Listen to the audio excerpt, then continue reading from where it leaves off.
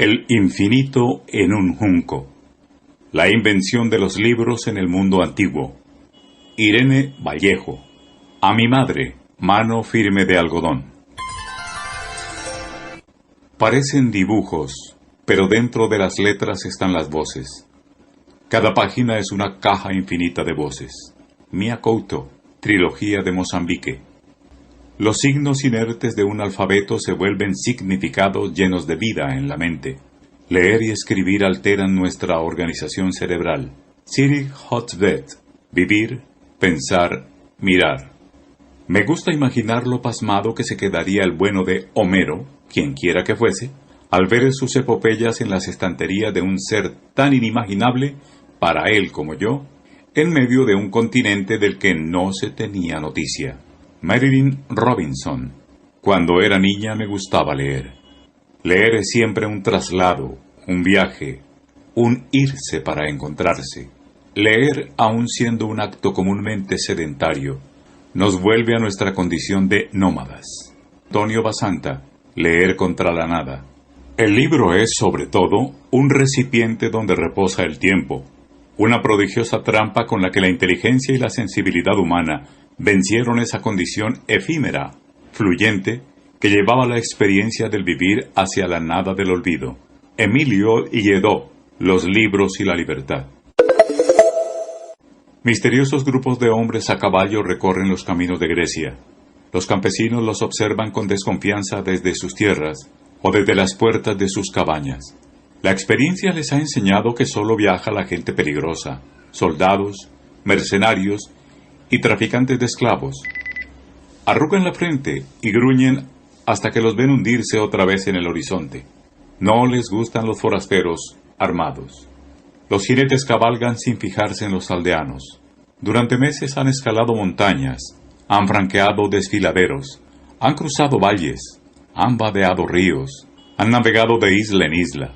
Sus músculos y su resistencia se han endurecido desde que les encargaron esta extraña misión. Para cumplir su tarea, deben aventurarse por los violentos territorios de un mundo en guerra casi constante. Son cazadores en busca de presas de un tipo muy especial. Presas silenciosas, astutas, que no dejan rastro ni huella. Si estos inquietantes emisarios se sentasen en la taberna de algún puerto a beber vino, comer pulpo asado, hablar y emborracharse con desconocidos, nunca lo hacen por prudencia, podrían contar grandes historias de viajes. Se han adentrado en tierras azotadas por la peste, han atravesado comarcas asoladas por incendios, han contemplado la ceniza caliente de la destrucción y la brutalidad de rebeldes y mercenarios en pie de guerra.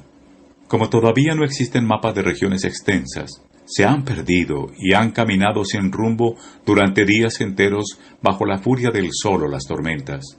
Han tenido que beber aguas repugnantes que les han causado diarreas monstruosas.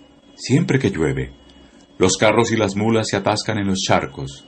Entre gritos y juramentos han tirado de ellos hasta caer de rodillas y besar el barro.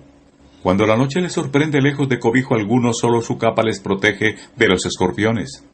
Han conocido el tormento enloquecedor de los piojos y el miedo constante a los bandoleros que infestan los caminos.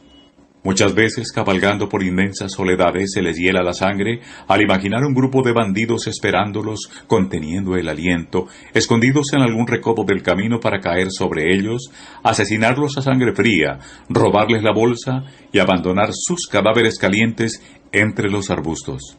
Es lógico que tengan miedo. El rey de Egipto les ha confiado grandes sumas de dinero antes de enviarlos a cumplir sus órdenes a la otra orilla del mar. En aquel tiempo, solo unas décadas después de la muerte de Alejandro, viajar llevando una gran fortuna era muy arriesgado, casi suicida. Y aunque los puñales de los ladrones, las enfermedades contagiosas y los naufragios amenazan con hacer fracasar una misión tan cara, el faraón insiste en enviar a sus agentes desde el país del Nilo, cruzando fronteras y grandes distancias en todas las direcciones. Desea apasionadamente, con impaciencia y dolorosa sed de posesión, esas presas que sus cazadores secretos rastrean para él, haciendo frente a peligros ignotos. Los campesinos que se sientan a fisgonear a la puerta de sus cabañas, los mercenarios y los bandidos habrían abierto los ojos con asombro y la boca con incredulidad si hubieran sabido ¿Qué perseguían los jinetes extranjeros? Libros, buscaban libros. Era el secreto mejor guardado de la corte egipcia. El señor de las dos tierras, uno de los hombres más poderosos del momento, daría la vida, la de otros, claro, siempre es así con los reyes, por conseguir todos los libros del mundo para su gran biblioteca de Alejandría. Perseguía el sueño de una biblioteca absoluta y perfecta, la colección donde reuniría todas las obras de todos los autores desde el principio de los tiempos.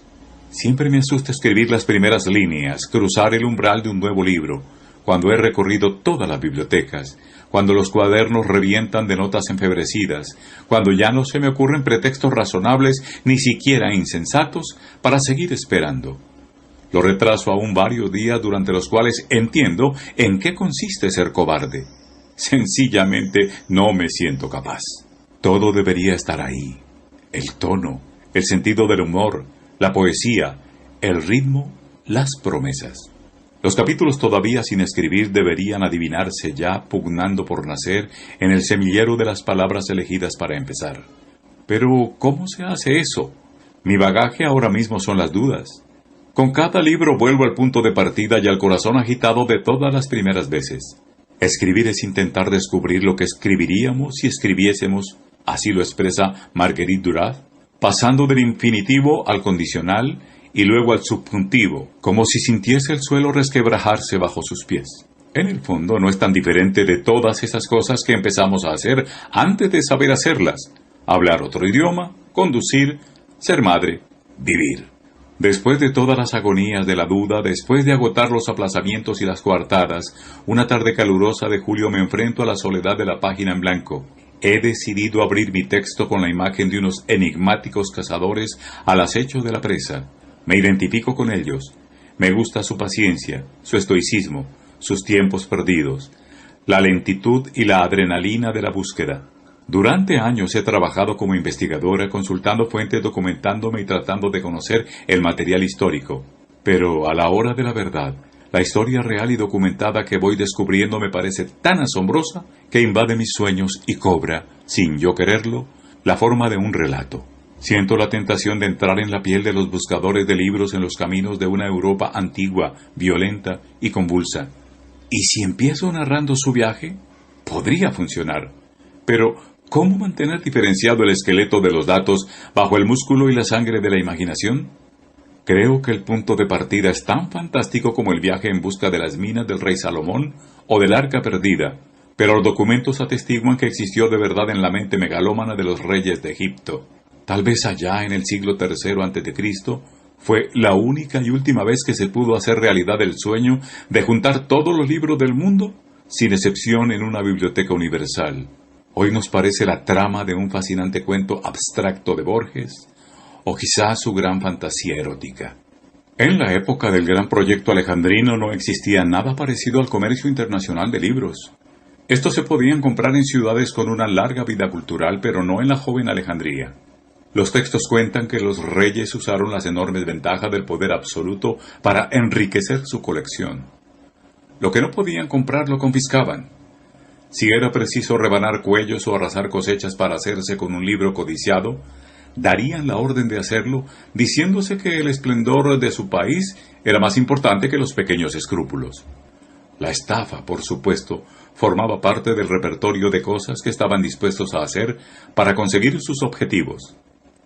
Ptolomeo III ansiaba las versiones oficiales de las obras de Esquilo, Sófocles y Eurípides, conservadas en el archivo de Atenas desde su estreno en los festivales teatrales. Los embajadores del faraón pidieron prestado los valiosos rollos para encargar copias a sus minuciosos amanuenses. Las autoridades atenienses exigieron la exorbitante fianza de 15 talentos de plata, que equivale a millones de dólares de hoy. Los egipcios pagaron, dieron las gracias con pomposas reverencias, hicieron solemnes juramentos de devolver el préstamo antes de que transcurrieran, digamos, 12 lunas. Se amenazaron a sí mismos con truculentas maldiciones si los libros no volvían en perfecto estado, y a continuación, por supuesto, se los apropiaron renunciando al depósito. Los dirigentes de Atenas tuvieron que soportar el atropello. La orgullosa capital de tiempos de Pericles se había convertido en una ciudad provinciana de un reino incapaz de rivalizar con el poderío de Egipto, que dominaba el comercio del cereal, el petróleo de la época. Alejandría era el principal puerto del país y su nuevo centro vital. Desde siempre una potencia económica de esa magnitud puede extralimitarse alegremente. A todos los barcos de cualquier procedencia que hacían escala en la capital de la biblioteca se les sometía a un registro inmediato.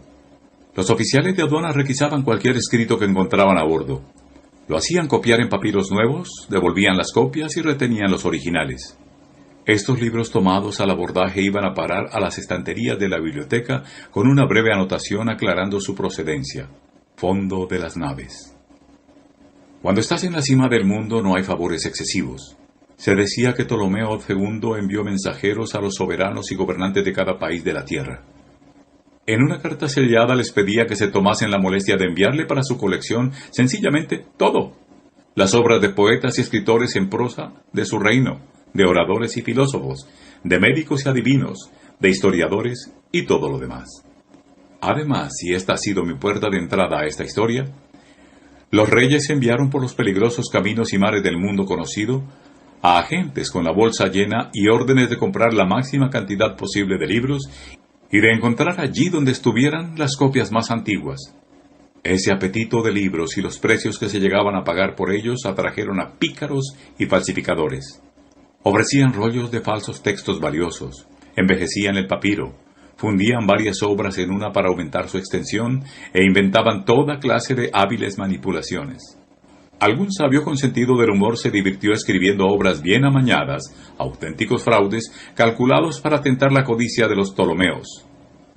Los títulos eran divertidos, podrían comercializarse hoy con facilidad. Por ejemplo, lo que Tucídides no dijo. Sustituyamos a Tucídides por Kafka o Joyce, e imaginemos la expectación que provocaría el falsario al aparecer en la biblioteca con las fingidas memorias y los secretos inconfesables del escritor bajo el brazo. A pesar de las prudentes sospechas de fraude, los compradores de la biblioteca temían dejar pasar un libro que pudiera ser valioso y arriesgarse a enfurecer al faraón. Cada poco tiempo, el rey pasaba revista a los rollos de su colección con el mismo orgullo con el que pasaba revista a los desfiles militares. Preguntaba a Demetrio de Falero, el encargado del orden de la biblioteca, cuántos libros tenían ya. Y Demetrio lo ponía al día sobre la cifra. Ya hay más de 20 decenas de millares, oh rey, y me afano para completar en breve lo que falta para los 500.000. El hambre de libros desatada en Alejandría empezaba a convertirse en un brote de locura apasionada. He nacido en un país y una época en que los libros son objetos fáciles de conseguir. En mi casa asoman por todas partes. En etapas de trabajo intenso, cuando pido docenas de ellos en préstamo a las distintas bibliotecas que soportan mis incursiones, suelo dejarlos apilados en torres sobre las sillas o incluso en el suelo. También abiertos boca abajo como tejados a dos aguas, en busca de una casa que cobijar. Ahora, para evitar que mi hijo de 2 años arrugue las hojas, formo pilas sobre el reposacabezas del sofá y cuando me siento a descansar noto el contacto de sus esquinas en la nuca. Al trasladar el precio de los libros al de los alquileres de la ciudad donde vivo, resulta que mis libros son unos inquilinos costosos. Pero yo pienso que todos, desde los grandes libros de fotografía hasta esos viejos ejemplares de bolsillo encolados que siempre intentan cerrarse como si fueran mejillones, hacen más acogedora la casa. La historia de los esfuerzos, viajes y penalidades para llenar los estantes de la biblioteca de Alejandría puede parecer atractiva por su exotismo. Son acontecimientos extraños, aventuras como las fabulosas navegaciones a las Indias en busca de especias. Aquí y ahora, los libros son tan comunes, tan desprovistos del aura de novedad tecnológica, que abundan los profetas de su desaparición. Cada cierto tiempo leo con desconsuelo artículos periodísticos que vaticinan la extinción de los libros, sustituidos por dispositivos electrónicos y derrotados frente a las inmensas posibilidades de ocio. Los más agoreros pretenden que estamos al borde de un fin de época, de un verdadero apocalipsis de librerías, echando el cierre y bibliotecas deshabitadas. Parecen insinuar que muy pronto los libros se exhibirán en la vitrina de los museos etnológicos cerca de las puntas de lanza prehistóricas. Con esas imágenes grabadas en la imaginación, paseo la mirada por mis filas interminables de libros y las hileras de discos de vinilo, preguntándome si un viejo mundo entrañable está a punto de desaparecer. ¿Estamos seguros? El libro ha superado la prueba del tiempo, ha demostrado ser un corredor de fondo. Cada vez que hemos despertado del sueño de nuestras revoluciones o de la pesadilla de nuestras catástrofes humanas, el libro seguía ahí. Como dice Umberto Eco, pertenece a la misma categoría que la cuchara, el martillo, la rueda o las tijeras. Una vez inventados, no se puede hacer nada mejor. Por supuesto, la tecnología es deslumbrante y tiene fuerza suficiente como para destronar a las antiguas monarquías. Sin embargo, todos añoramos cosas que hemos perdido. Fotos, archivos, viejos trabajos, recuerdos, por la velocidad con la que envejecen y quedan obsoletos sus productos. Primero fueron las canciones de nuestros casetes, después las películas grabadas en VHS. Dedicamos esfuerzos frustrantes a coleccionar lo que la tecnología se empeña en hacer que pase de moda. Cuando apareció el DVD nos decían que por fin habíamos resuelto para siempre nuestros problemas de archivo, pero vuelven a la carga tentándonos con nuevos discos de formato más pequeño que invariablemente requieren comprar nuevos aparatos. Lo curioso es que aún podemos leer un manuscrito pacientemente copiado hace más de 10 siglos, pero ya no podemos ver una cinta de video o un disquete de apenas hace algunos años, a menos que conservemos nuestros sucesivos ordenadores y aparatos reproductores como un museo de la caducidad en los trasteos de nuestras casas. No olvidemos que el libro ha sido nuestro aliado desde hace muchos siglos en una guerra que no registran los manuales de historia. La lucha por preservar nuestras creaciones valiosas, las palabras que son apenas un soplo de aire, las ficciones que inventamos para dar sentido al caos y sobrevivir en él, los conocimientos verdaderos, falsos y siempre provisionales que vamos arañando en la roca dura de nuestra ignorancia. Por eso decidí sumergirme en esta investigación. Al principio de todo hubo preguntas, enjambres de preguntas.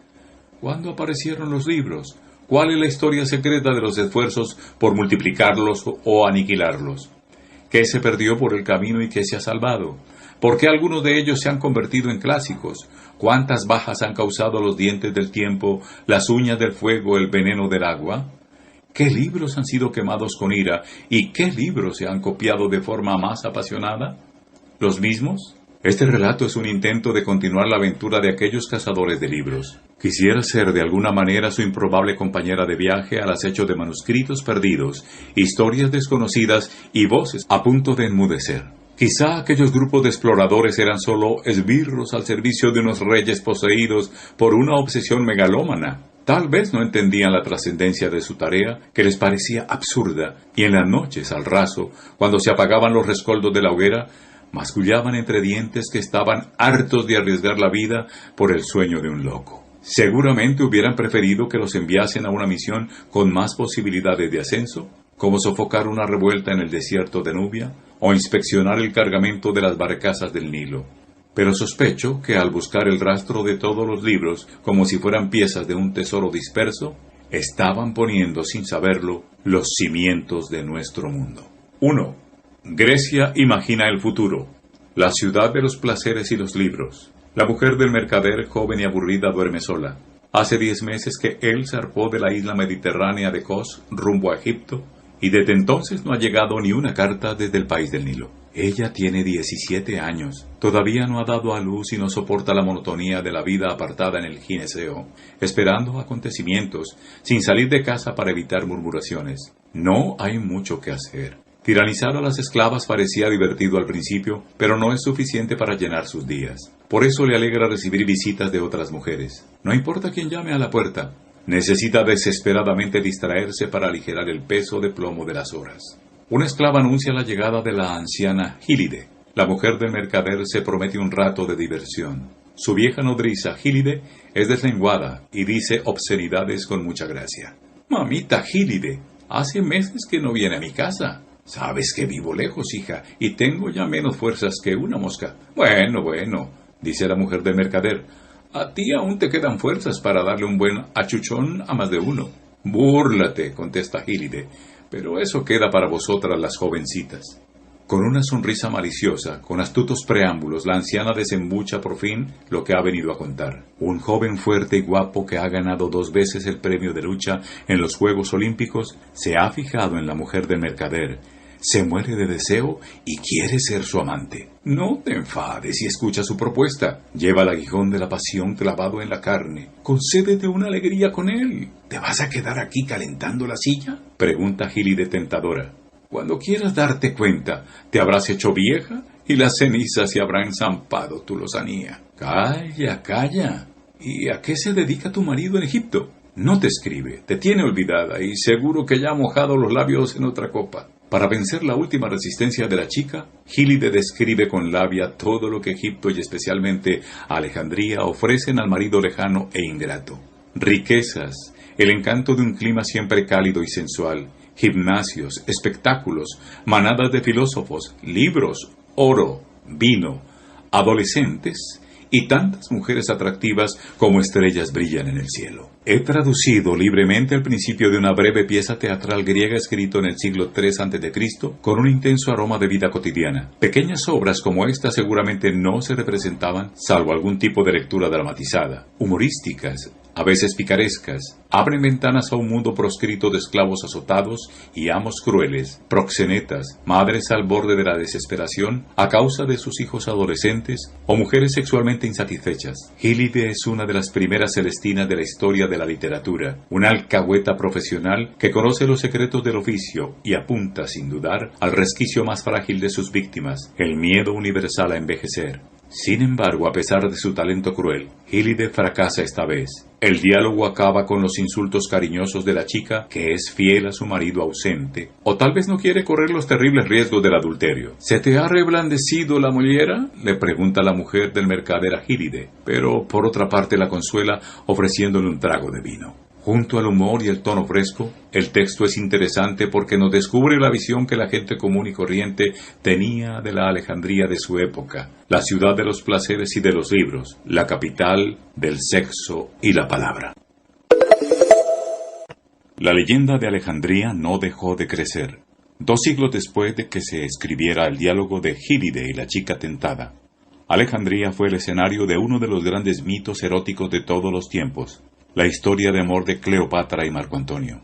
Roma, que para entonces se había convertido en el centro del mayor imperio mediterráneo, era todavía un laberinto de calles tortuosas, oscuras y embarradas, cuando Marco Antonio desembarcó por primera vez en Alejandría. De pronto se vio transportado a una ciudad embriagadora, cuyos palacios, templos, amplias avenidas y monumentos irradiaban grandeza. Los romanos se sentían seguros de su poder militar y dueños del futuro, pero no podían competir con la seducción de un pasado dorado y del lujo decadente.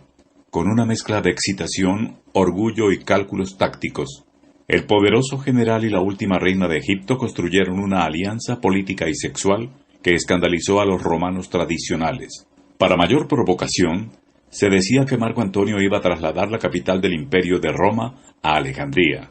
Si la pareja hubiera ganado la guerra por el control del imperio romano, hoy tal vez los turistas acudiríamos en manadas a Egipto para fotografiarnos en la ciudad eterna con su coliseo y sus foros. Al igual que su ciudad, Cleopatra encarna esa peculiar fusión de cultura y sensualidad alejandrina. Dice Plutarco que en realidad Cleopatra no era una gran belleza. La gente no se paraba en seco a mirarla por la calle, pero a cambio rebosaba atractivo, inteligencia y labia. El timbre de su voz poseía tal dulzura que dejaba clavado un aguijón en todo aquel que la escuchara. Y su lengua, continúa el historiador, se acomodaba al idioma que quisiese como un instrumento musical de muchas cuerdas. Era capaz de hablar sin intérpretes con etíopes, hebreos, árabes, sirios, medos y partos.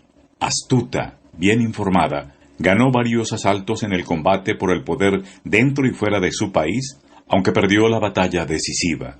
Su problema es que solo han hablado de ella desde el bando enemigo. También en esta historia tempestuosa juegan un papel importante los libros. Cuando Marco Antonio se creía a punto de gobernar el mundo, quiso deslumbrar a Cleopatra con un gran regalo.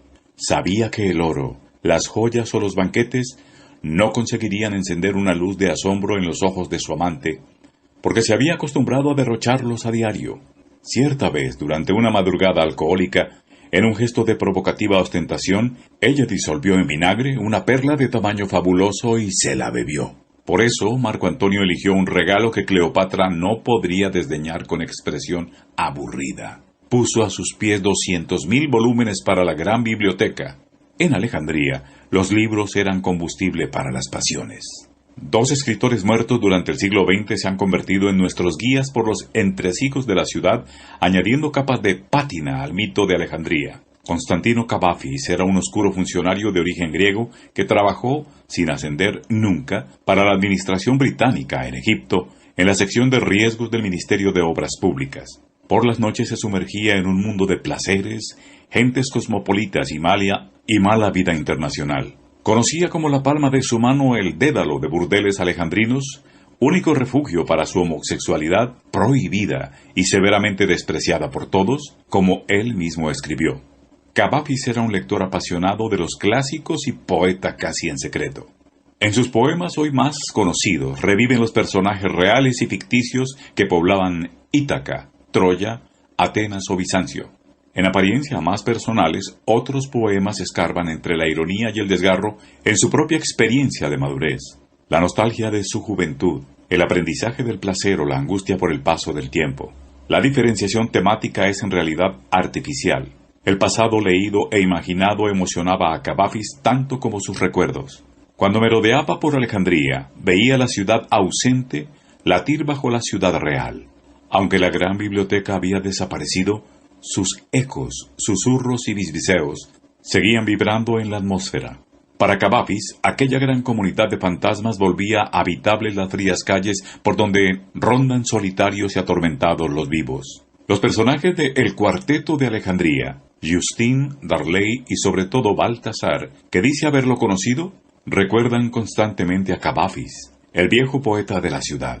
A su vez, las 4 novelas de Lawrence Durner, uno de los ingleses asfixiados por el puritanismo y el clima de su país, amplían la resonancia erótica y literaria del mito alejandrino. Durrell conoció la ciudad en los años turbulentos de la Segunda Guerra Mundial, cuando Egipto estaba ocupado por tropas británicas y era un nido de espionaje, conspiraciones y, como siempre, placeres. Nadie ha descrito con más precisión los colores y las sensaciones físicas que despertaba Alejandría.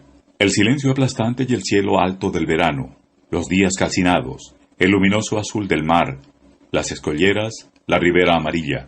En el interior, el lago Mareotis, que a veces aparece borroso como un espejismo. Entre las aguas del puerto y del lago, calles innumerables donde se arremolinan el polvo, los mendigos y las moscas. Palmeras, hoteles lujosos, hachís, embriaguez. El aire seco cargado de electricidad, atardeceres de color limón y violeta. 5 razas, 5 lenguas, una docena de religiones, el reflejo de 5 flotas en el agua grasienta. En Alejandría, escribe Durrell, la carne despierta y siente los barrotes de la prisión. La Segunda Guerra Mundial arrasó la ciudad. En la última novela del Cuarteto, Clea describe un melancólico paisaje. Los tanques varados en las playas como esqueletos de dinosaurios. Los grandes cañones como árboles caídos en un bosque petrificado. Los beduinos extraviados entre las minas explosivas. La ciudad, que siempre fue perversa, ahora parece un enorme orinal público, concluye. Lawrence Durrell nunca volvió a Alejandría después de 1952. Las milenarias comunidades judía y griega huyeron después de la guerra del Canal de Suez, el fin de una época en el Medio Oriente. Viajeros que regresan de la ciudad me cuentan que la ciudad cosmopolita y sensual ha emigrado a la memoria de los libros. Alejandro, el mundo nunca es suficiente. Alejandría no hay solo una. Un reguero de ciudades con ese nombre señalan la ruta de Alejandro Magno desde Turquía hasta el río Indo. Los distintos idiomas han desfigurado el sonido original, pero a veces se distingue todavía la lejana melodía. Alejandreta, Iskenderun en turco. Alejandría de Carmania, actual Kermán en Irán. Alejandría de Marciana, ahora Merv en Turkmenistán. Alejandría Shate, que se podría traducir como Alejandría en el fin del mundo, hoy Hojan, en Tayikistán. Alejandría Bucéfala, la ciudad fundada en recuerdo del caballo que había acompañado a Alejandro desde niño, después llamada Helapur, en Pakistán. La guerra de Afganistán nos ha familiarizado con otras antiguas Alejandrías, Bagram, Herat, Kandahar. Plutarco cuenta que Alejandro fundó 70 ciudades. Quería señalar su paso como esos niños que pintan su nombre en las paredes o en las puertas de los baños públicos. Yo estuve aquí, yo vencí aquí. El Atlas es el extenso muro donde el conquistador inscribió una y otra vez su recuerdo. El impulso que movía a Alejandro, la razón de su energía desbordante, capaz de lanzarlo a una expedición de conquista de 25.000 kilómetros, era la sed de fama y de admiración. Creía profundamente en las leyendas de los héroes. Es más, vivía y competía con ellos. Tenía un vínculo obsesivo con el personaje de Aquiles, el guerrero más poderoso y temido de la mitología griega. Lo había elegido de niño cuando su maestro Aristóteles le enseñó los poemas homéricos y soñaba con parecerse a él. Sentía la misma admiración apasionada por él que los chicos de hoy en día por sus ídolos deportivos. Cuentan que Alejandro dormía siempre con su ejemplar de la Ilíada y una daga debajo de la almohada. La imagen nos hace sonreír. Pensamos en el chaval que se queda dormido con el álbum de cromos abierto en la cama y sueña que gana un campeonato entre los aullidos enfervorizados del público. Solo que Alejandro hizo realidad sus fantasías de éxito más desenfrenadas. El historial de sus conquistas, logradas en solo 8 años, Anatolia, Persia, Egipto, Asia Central, la India, lo catapulta a la cumbre de las hazañas bélicas. En comparación con él, Aquiles, que se dejó la vida en el asedio de una sola ciudad que duró 10 años, parece un vulgar principiante. La Alejandría de Egipto nació, no podía ser menos, de un sueño literario, de un susurro homérico. Estando dormido, Alejandro sintió acercarse a un anciano de pelo cano. Al llegar a su lado, el misterioso desconocido recitó unos versos de la Odisea que hablan de una isla llamada Faro, rodeada por el sonoro oleaje del mar frente a la costa egipcia. La isla existía. Estaba situada en las cercanías de la llanura aluvial donde el delta del Nilo se funde con las aguas del Mediterráneo. Alejandro, según la lógica de aquellos tiempos, creyó que su visión era un presagio y fundó en ese lugar la ciudad predestinada. Le pareció un sitio hermoso.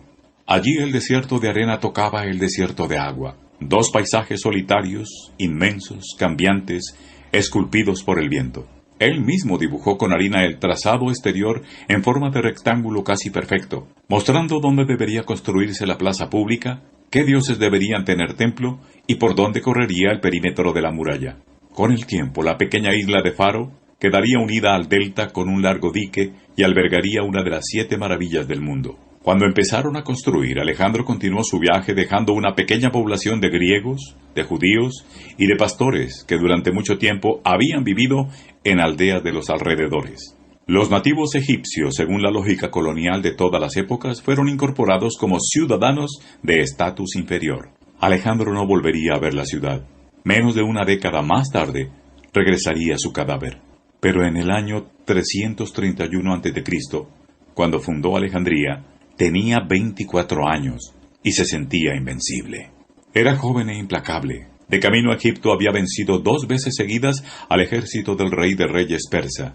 Se apoderó de Turquía y Siria, declarando que las liberaba del yugo persa. Conquistó la franja de Palestina y Fenicia.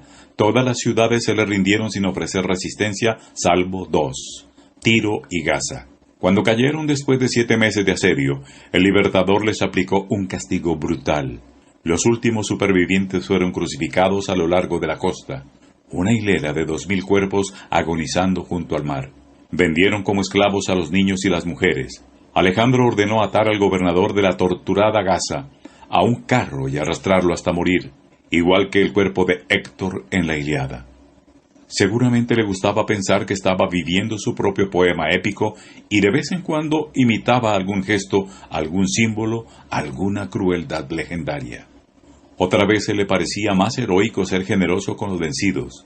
Cuando capturó a la familia del rey persa Darío, respetó a las mujeres y renunció a usarlas como rehenes. Ordenó que siguieran viviendo sin que las molestaran en sus propios alojamientos, conservando sus vestidos y joyas. También les permitió enterrar a sus muertos caídos en batalla.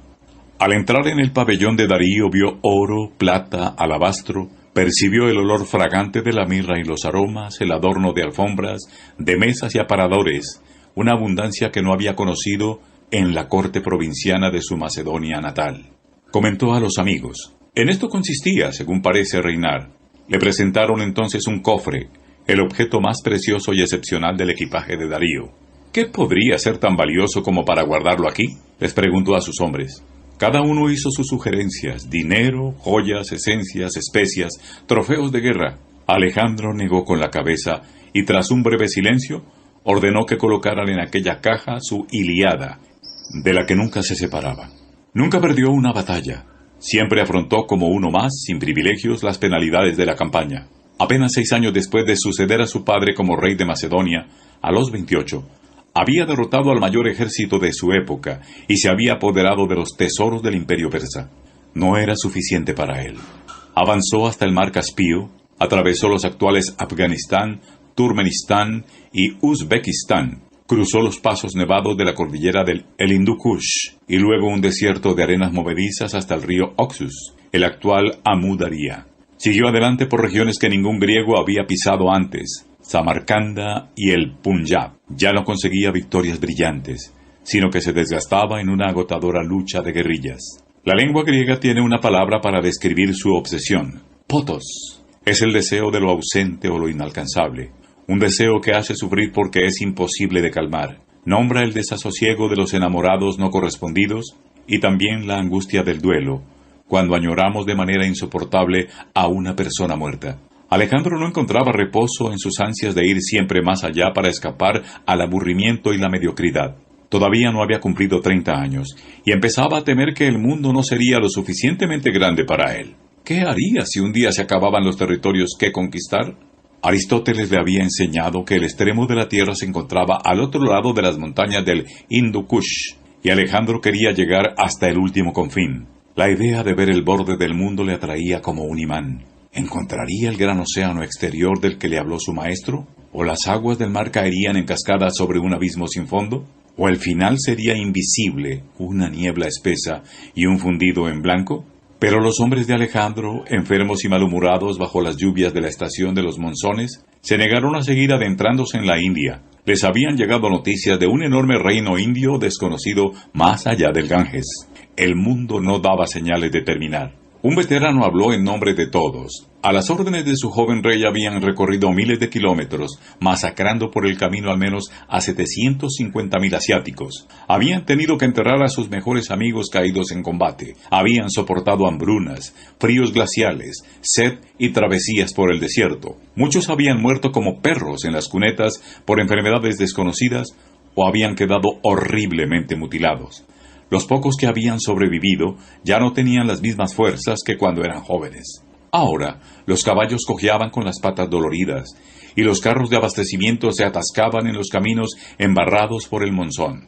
Hasta las hebillas de los cinturones estaban corroídas, y las raciones se pudrían a causa de la humedad. Calzaban botas agujereadas hacía años. Querían volver a casa, acariciar a sus mujeres y abrazar a sus hijos que apenas les recordarían. Añoraban la tierra donde habían nacido. Si Alejandro decidía continuar su expedición, que no contase con sus macedonios. Alejandro se enfureció y, como Aquiles al comienzo de la Ilíada, se retiró a su tienda de campaña entre amenazas. Empezó una lucha psicológica. Al principio los soldados guardaron silencio. Después se atrevieron a abuchear a su rey por haber perdido los estribos. No estaban dispuestos a dejarse humillar después de haberle regalado los mejores años de su vida. La tensión duró 2 días. Después, el formidable ejército dio media vuelta rumbo a su patria. Alejandro, después de todo, perdió una batalla. El amigo macedonio. Ptolomeo fue compañero de expedición y amigo íntimo de Alejandro. Por sus orígenes no tenía ni el más remoto vínculo con Egipto. Nacido en una familia noble pero sin brillo en Macedonia, nunca imaginó que un día llegaría a ser faraón del rico país del Nilo, que pisó por primera vez con casi 40 años, sin conocer su lengua, costumbres y compleja burocracia. Pero las conquistas de Alejandro y sus enormes consecuencias fueron una de esas sorpresas históricas que ningún analista predice, al menos antes de que sucedan. Aunque los macedonios eran orgullosos, sabían que el resto del mundo consideraba a su país atávico, tribal e insignificante. Dentro del mosaico de estados independientes griegos, desde luego estaban muchos peldaños por debajo del pedigrí de los atenienses o los espartanos. Mantenían la monarquía tradicional mientras que la mayoría de ciudades-estado de la Hélade habían experimentado con formas de gobierno más sofisticadas y para empeorar la situación, hablaban un dialecto que resultaba difícil de comprender para los demás. Cuando uno de sus reyes quiso competir en los Juegos Olímpicos, le dieron permiso después de un cuidadoso escrutinio. En otras palabras, se les admitía a regañadientes como parte del club griego. Para el resto del mundo simplemente no existían. En aquel entonces Oriente era el foco de la civilización, bien iluminado por la historia, y Occidente el territorio oscuro y salvaje donde vivían los bárbaros. En el atlas de las percepciones y los prejuicios geográficos, Macedonia ocupaba la periferia del mundo civilizado. Probablemente pocos egipcios sabían situar en el mapa la patria de su próximo rey. Alejandro acabó con esa actitud de menosprecio. Fue un personaje tan poderoso que todos los griegos lo adoptaron como suyo.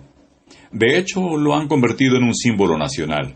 Cuando Grecia estuvo sometida durante siglos a la dominación turca otomana, los griegos tejieron leyendas en las que el gran héroe Alejandro volvía a la vida para liberar a su patria de la opresión extranjera. También Napoleón ascendió de provinciano corso a francés sin paliativos a medida que conquistaba Europa. El triunfo es un pasaporte al que nadie pone objeciones. Ptolomeo siempre estuvo cerca de Alejandro. Escudero del príncipe en la corte macedonia, lo acompañó en su meteórica campaña de conquistas, encuadrado en el exclusivo regimiento de caballería de los compañeros del rey, y fue uno de sus guardaespaldas personales de confianza. Tras el motín del Ganges conoció las penalidades del viaje de regreso que superaron las peores previsiones. Sufrieron la agresión conjunta de la malaria, la disentería, tigres, serpientes e insectos venenosos. Los pueblos rebeldes de la región del Indo atacaban a un ejército exhausto por las marchas bajo el húmedo calor tropical. En el invierno del retorno solo quedaba la cuarta parte de los efectivos que llegaron a la India. Después de tanta victoria, sufrimientos y muertes, la primavera del año 324 a.C. fue agridulce. Ptolomeo y el resto de las tropas disfrutaban de un breve descanso en la ciudad de Susa, en el sudeste del actual Irán, cuando imprevisible Alejandro decidió celebrar una fiesta grandiosa que, por sorpresa, incluía en el programa unas bodas colectivas para él y sus oficiales. En unos festejos espectaculares que duraron 5 días, casó a 80 generales y allegados con mujeres o más probablemente niñas de la aristocracia persa. Él mismo añadió a su nómina de esposas, sus costumbres macedonias permitían la poligamia, a la primogénita de Darío y a otra mujer de un poderoso clan oriental. En un gesto teatral y muy calculado extendió las ceremonias a su tropa. 10.000 soldados recibieron una dote real por casarse con mujeres orientales. Fue un esfuerzo por favorecer los matrimonios mixtos a una escala que nunca más se volvió a intentar. En la mente de Alejandro bullía la idea de un imperio mestizo.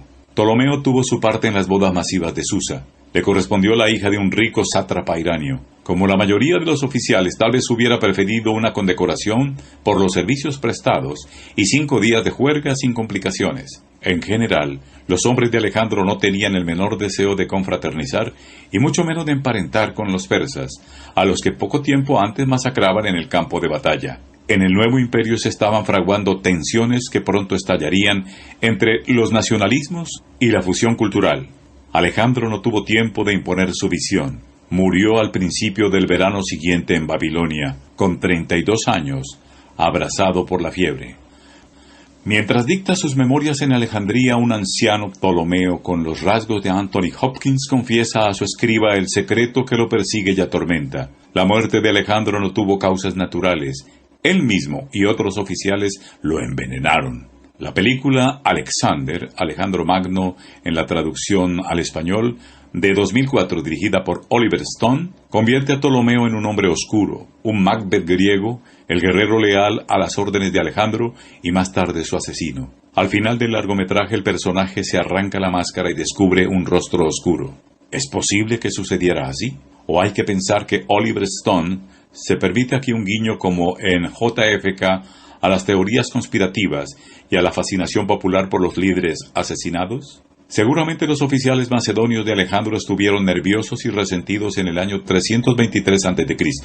Para entonces, la mayoría de los soldados de su ejército eran iranios o indios. Alejandro estaba permitiendo el ingreso de bárbaros incluso en los regimientos de élite y ennobleciendo a algunos de ellos.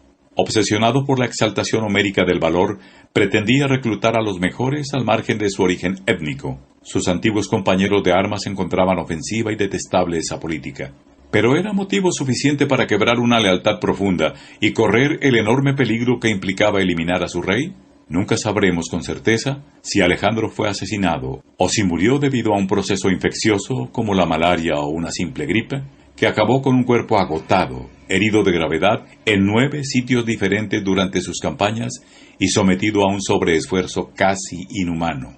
En la época, su muerte repentina se convirtió en un arma arrojadiza que los sucesores del rey usaron sin escrúpulos en su lucha por el poder, culpándose unos a otros del supuesto magnicidio. El rumor del envenenamiento se extendió rápidamente. Era la versión de los hechos más impactante y dramática. En medio de la maraña de panfletos, acusaciones e intereses sucesorios, los historiadores no pueden resolver el enigma, sino solo valorar los pros y contras de cada hipótesis. La figura de Ptolomeo, amigo fiel o tal vez traidor, queda atrapada en un territorio de penumbra.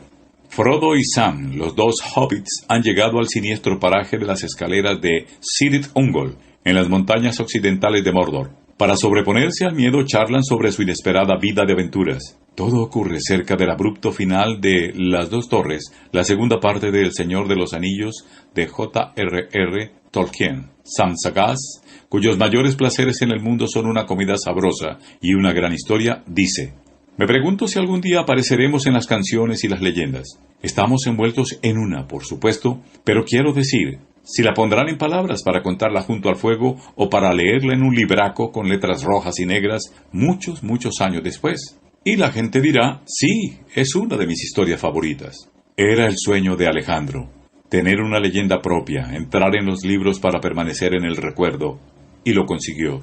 Su breve vida es un mito en Oriente y Occidente. El Corán y la Biblia se hacen eco de él. En Alejandría, durante los siglos posteriores a su muerte, se fue tejiendo un relato fantástico sobre sus viajes y aventuras, escrito en griego y luego traducido al latín, al siriaco y a decenas de lenguas más. Lo conocemos como la novela de Alejandro y ha llegado hasta nuestros días con sucesivas variaciones y supresiones. Delirante y disparatada, algunos estudiosos piensan que, al margen de ciertos textos religiosos, fue el libro más leído en el mundo premoderno. En el siglo II, los romanos añadieron a su nombre el apodo Magno, el Grande.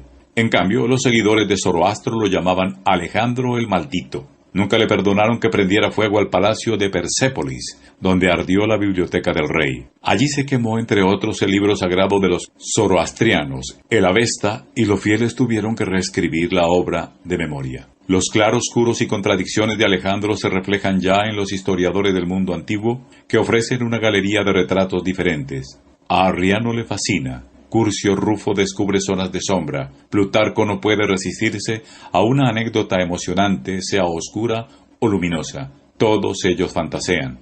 Dejan que la biografía de Alejandro se deslice hacia la ficción, cediendo a sus instintos de escritores que olfatean una gran historia. Un viajero y geógrafo de la época romana dijo con ironía que quienes escriben sobre Alejandro siempre prefieren lo maravilloso a la verdad. La visión de los historiadores contemporáneos depende de su grado de idealismo y de la época en que escriben. A principios del siglo XX, los héroes todavía gozaban de buena salud. Después de la Segunda Guerra Mundial, el Holocausto, la bomba atómica y la descolonización, nos hemos vuelto más escépticos. Ahora hay autores que tumban a Alejandro en el diván y le diagnostican megalomanía furiosa, crueldad e indiferencia hacia sus víctimas. Algunos lo han comparado con Adolf Hitler. El debate continúa, matizado por sensibilidades nuevas.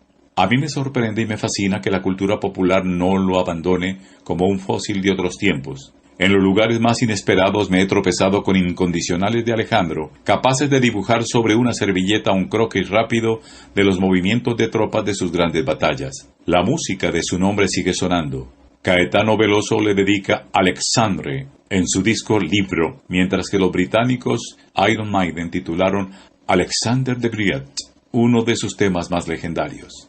El fervor por esta pieza de heavy metal es casi sagrado. La banda de Layton nunca la interpreta en vivo, y entre los fans circula el rumor de que solo sonará en su último concierto. En casi todo el mundo la gente sigue llamando a sus hijos Alejandro o Sikander, que es la versión árabe del nombre, en memoria del guerrero. Cada año se imprime su efigie en millones de productos que el auténtico Alejandro ni siquiera sabría usar: camisetas, corbatas, fundas de móvil o videojuegos. Alejandro, el cazador de la inmortalidad, ha irradiado la leyenda que soñaba. Sin embargo, si me preguntaran, como decía Tolkien, ¿cuál es mi historia favorita para contar junto al fuego? No elegiría las victorias ni los viajes, sino la extraordinaria aventura de la Biblioteca de Alejandría. El rey ha muerto, apuntó en su tablilla astrológica un escriba babilonio. Por una casualidad el documento ha llegado casi intacto hasta nosotros. Era el día 10 de junio del año 323 a.C., y no hacía falta leer los renglones de las estrellas para adivinar que empezaban tiempos peligrosos. Alejandro dejaba 2 herederos frágiles, un hermanastro al que todos consideraban medio idiota, y un hijo todavía no nacido en el vientre de Roxana, una de sus 3 esposas. El escriba babilonio, instruido en historia y en los mecanismos de la monarquía, quizá reflexionara en aquella tarde cargada de augurios sobre el caos de las sucesiones que desencadenan guerras confusas y crueles. Eso es lo que mucha gente temía entonces, y eso es exactamente lo que sucedió. La cosecha de sangre empezó pronto. Rosana asesinó a otras 2 viudas de Alejandro para asegurarse de que su hijo no tendría competidores. Los generales macedonios más poderosos se declararon la guerra unos a otros.